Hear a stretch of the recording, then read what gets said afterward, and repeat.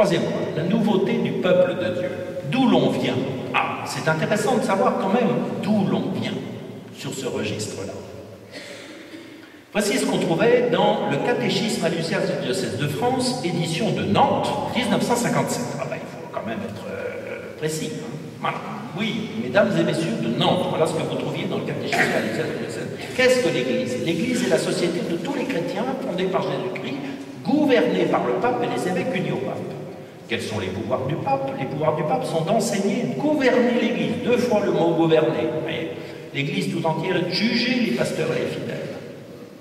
Quels sont les devoirs des fidèles envers les évêques et les prêtres? Les devoirs des fidèles envers les évêques et les prêtres sont de les respecter, ce qui est quand même assez normal, de leur obéir et de les aider dans leur apostolat. Comment les fidèles doivent-ils aider leurs pasteurs dans leur apostolat? Les fidèles doivent aider leurs pasteurs dans leur apostolat en étant apôtres sur leur direction et en versant le denier du clergé. Ah ben oui, quand même. Ah ben, il ne faut pas exagérer quand même. Hein. Bon, j'espère que tout le monde est en règle sur ce registre. Qu'appelle-t-on fidèles de l'Église? On appelle fidèles de l'Église les chrétiens soumis au pape et aux évêques. On se parlait dans l'islam. Les musulmans, c'est les soumis. Mais c'est ça, vous voyez.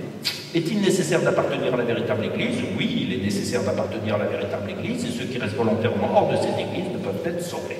Et vous avez les illustrations qui sont sur la page en question, où il y a ces questions sur le chapitre, sur l'Église. Hein. Et vous voyez ce fameux escalier. Alors Jésus-Christ est en haut des marches, évidemment, c'est normal. Après, il y a le pape qui s'en rapproche. Hein.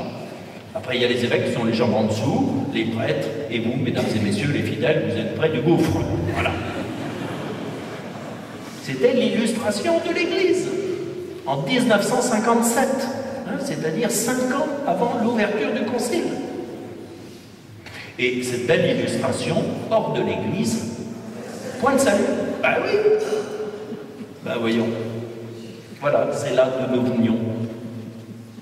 Alors, est-ce que ça va évoluer? À votre avis? Ben oui, quand même, malgré tout.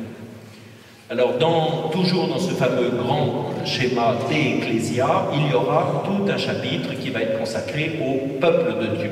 Donc, 4 chapitres, le mystère de l'Église, la constitution hiérarchique, cette fameuse discussion que j'ai rappelée tout à l'heure sur le collège épiscopal, les évêques entre eux, les évêques et le pape.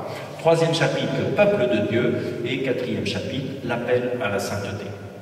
Et beaucoup d'évêques, évidemment, vont aller contre quand même ces présentations du peuple de Dieu que l'on trouve, cette compréhension de l'Église qu'on trouve dans le catéchisme comme une société. Hein. On passe d'une société gouvernée à un peuple de Dieu. Voilà. Et d'une certaine manière, qui est l'autorité? Eh ben, c'est non pas le souverain pontife ou l'évêque du lieu, mais c'est le Seigneur, Dieu, qui est un père, voilà, et qui est un pasteur, et qui a un peuple, et qui le conduit sur les verts pâturages. Voilà, alors beaucoup d'évêques vont aller dans ce sens-là. Vous voyez, en particulier, bon, j'ai pris cette intervention de Monseigneur Primo, voilà, l'évêque n'est pas constitué par un ensemble aride de lois, il est un corps vivant. Les laïcs qui en font partie devraient pouvoir contribuer à sa vie en mettant à son service leurs compétences spécifiques. Si l'on n'offre pas aux laïcs la possibilité de collaborer positivement et efficacement à l'apostolat, on court le danger de les décourager, de les éloigner. Il faut reconnaître aux laïcs une authentique responsabilité et pas seulement déléguée dans la vie de l'Église, etc. Et puis un journaliste du Tablette qui dit ceci, et on pourrait dire, ajouter Monseigneur Primo, que ce texte résume le devoir du laïc à ces 4 mots, croire, prier, obéir et payer. Voilà. Donc ça revient, question de l'argent, on revient toujours. Voilà, et donc cette place des laïcs, évidemment, va devenir très très importante, à tel point qu'il va y avoir non seulement un chapitre constitué dans le grand document Lumen Gentium et consacré au peuple de Dieu, mais il va y avoir tout un schéma, à lui tout seul, qui va être consacré aux laïcs. Et donc, on va faire aussi, eh bien, entrer des laïcs au concile. Ce sera une innovation absolument considérable. Et on va faire même parler des laïcs au concile. Voilà, ça sera surtout avec Paul VI, le premier laïc qui va assister au concile. Il sera tout seul. À la première session, c'est Jean Guiton.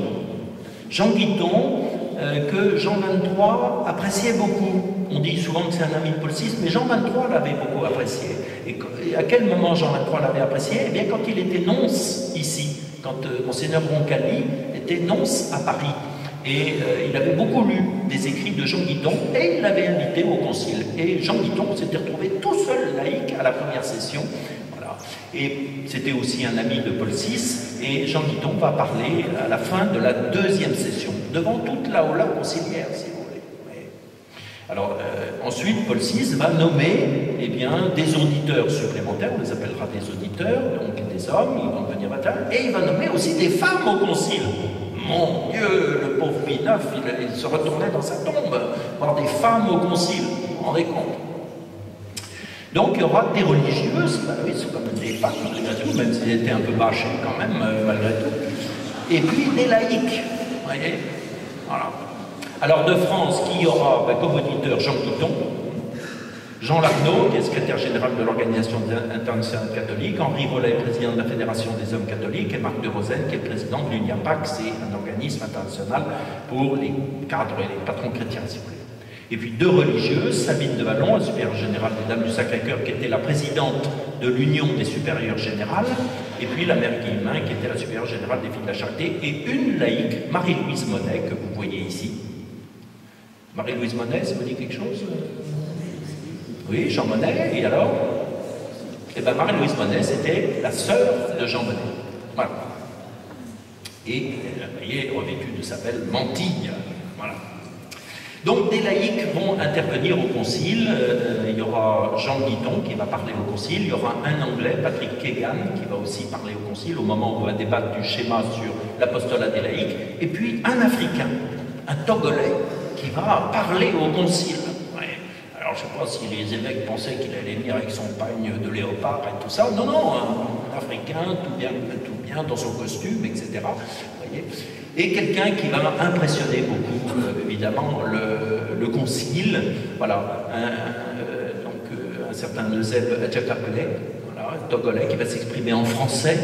Alors, évidemment, il y a beaucoup de pères qui ne vont pas comprendre, mais enfin, après, ils liront les traductions. On leur demandait quand même pas aux laïcs de parler latin, malgré tout.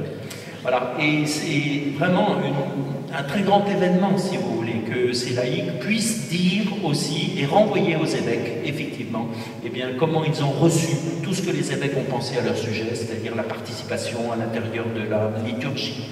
Voilà. Aussi, les responsabilités prises dans les diocèses qui vont s'accroître, évidemment, de plus en plus, et aussi tout ce qu'ils vont faire dans les mouvements, dans les services, dans les associations, etc., de l'Église. Dernière intervention sur ce registre,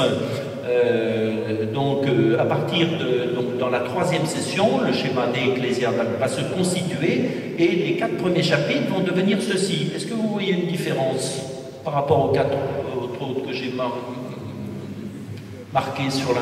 Oui, voilà. Le premier, c'est le mystère de l'Église, ça n'a pas changé. Mais le deuxième, c'est devenu le peuple de Dieu et la hiérarchie, elle est passée derrière. Voilà, en troisième position. Voyez. Et quatrième, les laïcs. Voyez. Voilà, le peuple de Dieu est passé devant la hiérarchie. Voilà. Et ça a l'air de rien. Et c'est comme ça, vous pouvez aller voir dans l'Auben Gentium, c'est comme ça. Voyez. Ça a l'air de rien, mais ça dénote, vous voyez, un changement très profond dans la compréhension, effectivement, de l'Église et ensuite dans son fonctionnement. Alors, excusez-moi, j'ai mis une intervention du père Aroupé, voilà, supérieur général des Jésuites, qui venait d'être élu pendant le concile. Et il dit, ce nous est une grave obligation de réexaminer d'urgence nos méthodes pastorales, voilà, surtout par rapport au sérieux problème de l'athéisme. En l'abordant, nous n'avons que trop spontanément la tentation de lui donner une solution que sur le plan intellectuel. Mais ce n'est pas sur le plan intellectuel qu'il faut, je dirais, être présent, c'est sur le terrain. Nous ne devons pas seulement communiquer la vérité, mais aussi la vie. Plutôt que de défendre, nous devons créer. Plutôt que d'exposer des vérités, nous devons faire avancer. Plutôt que de contempler la vérité, ça c'est un petit coup de patte chez nos frères dominicains, nous devons la porter à des effets pratiques. Le moyen radical pour l'assainissement radical des maux qui aujourd'hui découlent de l'athéisme et du naturalisme, c'est la construction de la société chrétienne. non pas dans l'isolement ou dans ce qu'on appelle un gâteau, mais en plein monde. Voilà. Et évidemment, les laïcs sont là, je dirais, en tête de pont pour construire véritablement cette société chrétienne.